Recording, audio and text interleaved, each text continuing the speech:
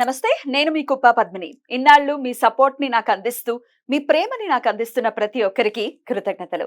ఇప్పుడు చూడబోతున్న ఈ వీడియో కూడా ఖచ్చితంగా మీకు ఉపయోగపడుతుంది.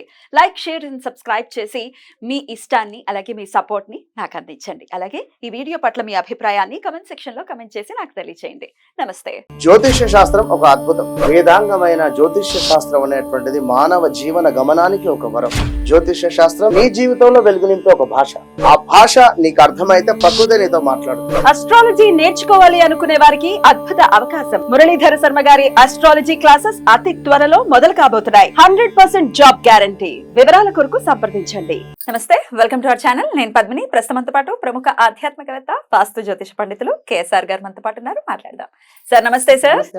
సార్ ముందుగా మీకు శ్రీకృష్ణ జన్మాష్టమి శుభాకాంక్షలు సార్. మన ప్రేక్షకులందరికీ కూడా శ్రీకృష్ణాష్టమి శుభాకాంక్షలు.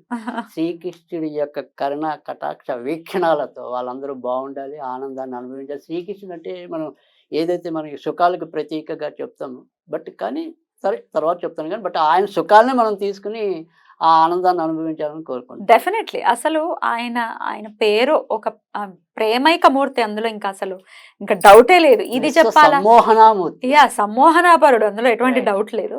ఏది చెప్పాలో కూడా తెలియదు.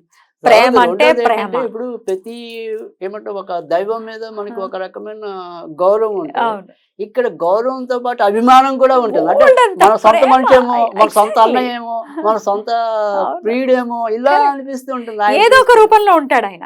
చిన్న పిల్లవాడిగా అయితే కన్నయ్య కన్నయ్య అని పిలుచుకుని వాళ్ళు ఎవరు ఉంటారు? కన్నయ్య అంతలో చాలా తక్కువ. సో అందుకే కృష్ణుడు అంటేనే మనకి చాలా చాలా అభిమానం ఉంటుంది. ప్రతి తల్లి కూడా జీవితంలో ఒక్కసారైనా పిల్లలకి శ్రీకృష్ణుడు వేషం వేయకుండా ఉండదు.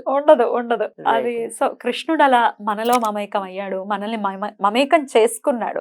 అంతటి ప్రేమైక మూర్తి యొక్క ప్రేమని నిజంగా మనం పొందాలి అనుకుంటే, సరే మనం ప్రేమించేస్తున్నాం బాగుంది, మరి ఆయన ప్రేమ కూడా మనకి అందాలి కదా. ఎంతో కొంత క్రీగంటనైనా ఆయన మనల్ని చూడాలి అని అంటే శ్రీకృష్ణ జన్మాష్టమి రోజు, మరి ఆయన పుట్టినటువంటి రోజు మనకి శ్రీకృష్ణుడు అనేది ఏంటంటే, ఇప్పుడు సపోజ్ ఆయన మనకి ఆరాధన అనేది కాదు, అసలు ఫస్ట్ ఆయన యొక్క నేర్పిన తత్వాన్ని కనుక అర్థం చేసుకుంటే మీరు జీవితంలో అంతకంటే మీకు విజయం ఉంటుంది. సో చాలా మందికి ఆయన ఏమంటే పైకి ఆయన రాసలీలలు ఇలాంటివి కొద్దిగా ఒకటో రెండో మాట్లాడుతాం. అంటే ఏమంటాం, రాముడు అన్ని కష్టాలు పడ్డాడు, శ్రీకృష్ణుడు ఏదో సుఖించాడు అనుకుంటాం జనరల్ గా. అంత లేదు. కానీ శ్రీకృష్ణుడికి అసలు చిన్నప్పటి నుంచి కష్టాలే కదా. అనేక మంది రాక్షసులు చెప్పాల్సి వచ్చింది, పుట్టకుండానే వేరే చోట పెరగాల్సి, జైల్లో పుట్టాడు పాపం, అర్ధరాత్రి పుట్టాడు. సో ఇలా ఎన్నో ఉన్నాయి. సో ఆయన మనం నేర్చుకోవాల్సిన గుణం ఏంటంటే, ఆయన ఎన్ని కష్టాలు వచ్చినా నవ్వుతూ వాటిని ఎదుర్కొన్నాడు అనేది అది ఖచ్చితంగా చూడాలి. తర్వాత రెండోది వచ్చేప్పటికి ఏంటంటే, ఆయన మెయిన్ ఏమంటాం అందరినీ కూడా అన్ని జాతులు అంటే మనం లోగడ కూడా కొన్ని సందర్భాల్లో కొన్ని వీడియోలు చేసామంటే, ఇవాళ ఏదైతే మనం ఒక హిందూ మత స్థానం అనుకోండి, లేదా ఈ కులాల వివక్ష అనుకోండి, ఆ రోజుల్లోనే మరి శ్రీకృష్ణుడు వాళ్ళందరినీ మరి ఏకదాటిన మిత్రులుగా చేసుకున్నాడు. అందరితోనూ కూడా ఆయన కూడాడు. నువ్వు తక్కువ వాడివి, నేను తక్కువ వాడిని అనేది. సుధాముడు ఒక దళితుడిని ఆయన ప్రేమించాడు. సో ఇలా ఆ రకంగా చూసినప్పుడు ఏంటంటే సామాజిక కోణం కూడా శ్రీకృష్ణుడికి ఎక్కువ. అందుకే అది మనకి ఆరాధ్యనీయుడు అయ్యాడు ఆయన. అందుకే మనం ఆయన మర్చిపోలేము. ఎందుకంటే మన ఇంట్లో ఒక అన్నేమో అనిపిస్తుంది, ఆయన మన ఇంట్లో ఒక భర్త ఏమో అనిపిస్తుంది. ఇలా ఎలా చూస్తామంటే ఒకసారి ప్రతి ఒక్కరికి ఏదో ఒక రూపంలో ఆయన దర్శనం అనేది ఖచ్చితంగా ఉంటుంది. శ్రీకృష్ణుడిని తలుచుకోకుండా ఏది ఉండదు. సరిగ్గా మీకు కృష్ణ అంటే మనకి 4 రకాల అర్థాలు చెప్పడం అనేది కూడా ఉంది. కృష్ణ అంటే అందరికీ తెలిసిన నలుపు అనేది ఒకటి, తర్వాత చీకటి అనేది ఒకటి, కానీ వీటితో పాటు సంహారం అనే ఇంకో అర్థం ఉంది, తర్వాత సమ్మోహనం అని ఇంకో అర్థం. సో ఇవన్నీ ఆలోచించి అంటే ఈ గార్గ మహాముని ఆయనకి నామకరణం చేశాడు.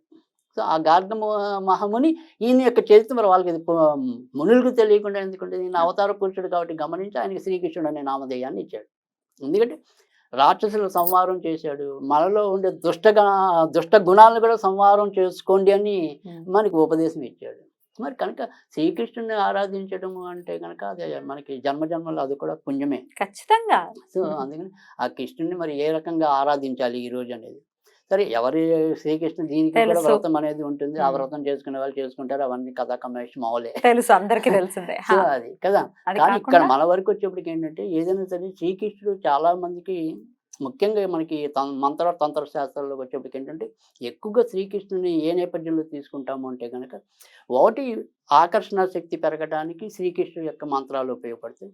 మరి రెండోది సంతానవతులు కాలేని వాళ్ళకి సంతానాన్ని కలిగించడానికి కూడా ముఖ్యంగా సంతాన గోపాల వ్రతం అనేది కూడా ఉంటుంది. ఎన్నాళ్ళు చేయాలండి ఇది వ్రతం? అది కూడా మామూలుగా లెక్క ఎప్పుడైనా సరే 1 సంవత్సరం 3 సంవత్సరాలు బేస్ సంఖ్య, దాన్ని మళ్ళీ పరిసమాప్తి చేసుకోవాలి. సో ఉద్యాపన లాంటి ఈ సంతాన గోపాల వ్రతం అనేది ఒకటి. అయితే వీటన్నిటికీ కూడా ఇక్కడ ఏంటంటే ఇటు ఆకర్షణకి కానీ ఇటు సంతానానికి కానీ ఒకే ఒక మంత్రం ఉంటుంది. సంతానానికి ఏంటంటే ఇంకో ఎడిషనల్గా ఇంకో వాక్యం అనేది చేరుస్తాము. బట్ ఆకర్షణకైనా సంతానానికైనా ఇక్కడ ఉన్నది అయితే ఒకటే మంత్రం ఉంది యాక్చువల్గా. సో ఆ మంత్ర జపాన్ని ఈ రోజు ఎవరి శక్తి అనుసారం వాళ్ళు చేసుకోవటం అనేది. తర్వాత రెండోది ఏంటంటే ఈ శ్రీకృష్ణాష్టమి నాడే ఇందాక మీరు చెప్పినట్టు కాళికాదేవి అనేది కూడా మరి కాళీ జయంతి. సో మనం చాలా సార్లు సో ఇద్దరికి అభేదం అని అనుకోవచ్చు. అభేదం ఆయన నల్లని వాడే, ఆవిడ నల్ల స్వరూపంలోనే ఉన్నారు. తర్వాత ఇక్కడ మనకి ఏంటంటే కాలం కంట్రోల్లో ఉండాలంటే కాళికాదేవిని పూజించాలి, ఆ కాలాన్ని సద్వినియోగం చేసుకోవాలని శ్రీకృష్ణుడు బాగా చెప్పారు.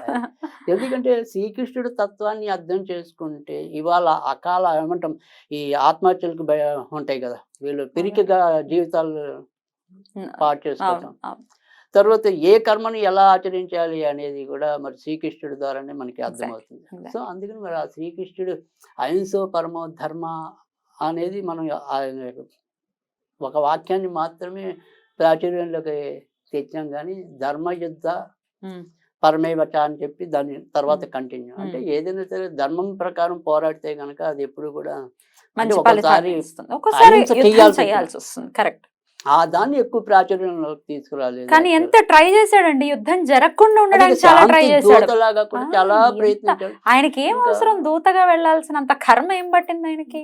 ఇంతమంది చనిపోతారనే కదా, వద్దంటే మూర్ఖత్వానికి పోయి ప్రాణాన్ని. అదే కదా, అవన్నీ కూడా మనకి ఏంటంటే ఈ శ్రీకృష్ణుడు వల్లే మనకి అన్ని అర్థమవుతాయి. బతకడానికి మనిషి బతకాలి అంటే కనుక ఖచ్చితంగా శ్రీకృష్ణుడి యొక్క తత్వాన్ని పోసన పట్టుకుంటే కనుక జీవితంలో వచ్చే అన్ని రకాల కష్ట సుఖాలన్నింటినీ ధైర్యంగా ఎదుర్కోగలగటం అనేది ఉంటుంది. సరే, ఇంకా మనం ఎంత చెప్పుకున్నా అది అవునండి, అసలు ఆగదండి బాబు. ఇది దీంట్లోకి భాగవతం చెప్తామా, భారతం చెప్తామా, అందుకని ఆయన దేంట్లో ఉంటాడు, అన్నిట్లోనూ ఉంటాడు అక్కడక్కడ. సో అందుకని ఇంకా అది సరే తర్వాత మనకి కానీ బట్ ఆకర్షణకి చెప్తా అన్నారు కదా. ఆకర్షణకి ఏంటంటే కనుక అది చాలా సింపుల్. ఓం హైం హ్రీం శ్రీం క్లీం. ఓం ఐం అండి, ఐం ఐం హీం, ఇది ఇక్కడ యారాల వాళ్ళ హీం.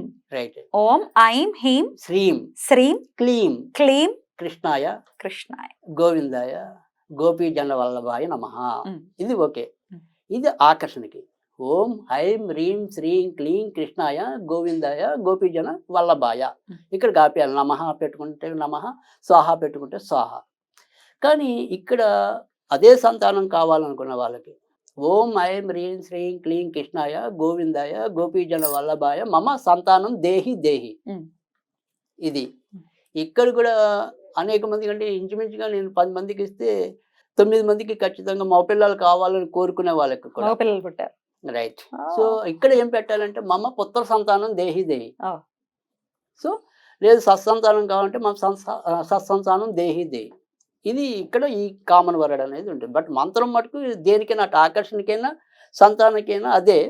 బట్ ఇక్కడ సంతానం కావాలనుకున్నప్పుడు దాని కోరికని ప్రత్యేకంగా దానికి చేర్చడం అనేది ఉంటుంది. సో ఈ రకంగా కనుక జపం చేసినట్టయితే ఖచ్చితంగా మంచి జరుగుతుంది. అయితే దీని ఏంటంటే ఈ ప్రక్రియ నా దగ్గర చాలా మంది వచ్చే క్లయింట్కి శ్రీకృష్ణాష్టమి నాడు మొదలెట్టినా చేయగలిగే వాళ్ళు ఉంటే కనుక కనీసం 90 రోజులు చేస్తే, అంటే ముఖ్యంగా ఈ ఆకర్షణ శక్తి కన్నా కూడా ఈ పిల్లల బాధలు ఉన్న వాళ్ళు కానీ, పుట్టిన పిల్లలు సరిగ్గా మందకొడిగా ఉండటం కానీ, ఇలా ఏవైతే పిల్లల వల్ల బాధపడుతున్నారో లేదా పిల్లలు లేక బాధపడుతున్నారో అలాంటి వాళ్ళందరికీ కూడా పైన సత్సంతానం దేహి దేహి అనేది ఒకటి. తర్వాత రెండోది ఏంటంటే ఈ 90 రోజుల్లో వచ్చే సోమవారం కానీ బుధవారం కానీ కొద్దిగా అటుకులు కానీ వెన్నపూస కానీ నివేదన చేస్తే తప్పకుండా కోరిక తీరటం అనేది ఉంటుంది. నేను అనేక మందికి ఇచ్చి పరిశీలించి చెప్పినటువంటి విషయం. సో మనం ఏదో పుస్తకంలో చదివింది కాదు, ఆచరణాత్మకంగా చేసి చూసింది కూడా. 90 రోజుల్లో రోజుకి ఎన్ని మార్లు చేయమంటారు? ఇది ఖచ్చితంగా 27 సార్లు కనీసం 7 సార్లు చాలు. 27 సార్లు ప్రతిరోజు చెయ్యాలి, 90 రోజులు 90 చేయాలి. రోజులు చేస్తే ఖచ్చితంగా వాళ్ళకి మంచి మార్పులు అయితే రావటం అనేది అయితే ఉంటుంది. మరి పిల్లల కోసం అంటే భార్యాభర్తలు ఇరువురు చెయ్యాలా? అలా అని లేదు. ఎవరో ఒక్కళ్ళు చేస్తే ఎవరికి పర్వాలేదు. వీలైతే వాళ్ళు. Right. భర్తకే వీలవుతుంది అనుకుంటే భర్త, భార్యకే వీలు. అయితే ఒకటి ఏంటంటే ఇక్కడ ఎవరు మొదలెడతారో కొనసాగించేది కూడా వాళ్ళు. వాళ్ళు మళ్ళీ నువ్వు మధ్యలో చేయండి, నువ్వు నువ్వు 30 రోజులు నువ్వు చేయి, 30 30 రోజులు రోజులు నేను నేను చేస్తా చేస్తాను, అంటే కుదరదు. మిగతా 15 రోజులు నువ్వు చేయి, మిగతా 15 రోజులు నేను చేస్తాను, ఇలా వంతులు పడుకోవద్దు. Right. ఎవరు చేస్తారో వాళ్ళు చక్కగా Right. చేయండి, ఫలితం పొందండి. అద్భుతంగా వివరించారండి. మీరు ఇందాక చెప్పినట్టుగా కృష్ణుడి గురించి ఎంత చెప్పుకున్నా అది తనివి తీరదు, Right. సమయము సరిపోదు. రైట్. నిజంగా చెప్పాలి అంటే ఒక జన్మ సరిపోదు ఆయన గురించి తప్పకుండా, మాట్లాడటం అవును. మొదలు పెడితే. కానీ మన జన్మ పరిశాతం అయ్యేలోపైనా సరే మనం తెలుసుకోవాలి, ఎంతో కొంత. మారాలి ఎంతో కొంత. సో అది. అద్భుతం. అలా మారాలంటే కూడా ఆయన అనుగ్రహమే ఉండాలి.